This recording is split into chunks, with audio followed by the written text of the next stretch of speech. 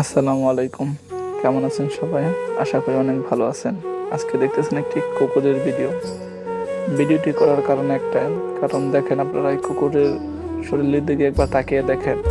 শরীরে কিছুই না, তার পেটে খাবার নাই, তারপরেও সে তার বাচ্চাদের মুখের দিকে তাকিয়ে তার বাচ্চার জন্য মায়ের ভালোবাসা সে দিয়ে যাচ্ছে।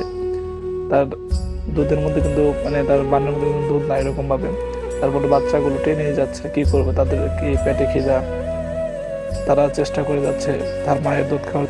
এখন আমরা যতটুকু পারি আমাদের সামর্থ্য বা আমাদের পার্শ্ববর্তী বাড়িরা যারা যতটুকু পারে তাদের সামর্থ্য অনুযায়ী তারা খাবার দেয়, কিন্তু তারপরেও এটার যে এখন পর্যাপ্ত পরিমাণ খাবারের প্রয়োজন সেটা সে পায় না। এর জন্য যদি কারো ভালো লাগে এটাকে সাহায্য করার জন্য, খাবারই করার জন্য, তো করতে পারেন। আসলে ভিডিওটি করার কারণ হচ্ছে, দেখেন একটু আমার খুবই খারাপ লাগতেছে কুকুরটিকে দেখে, যে এর কি অবস্থা।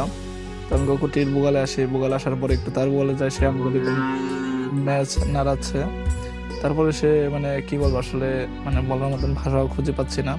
দেখেন বাচ্চাগুলো এই বান থেকে ওই বান দুধ খুঁজে যাচ্ছে, তাদের পেটে অনেক খেদা।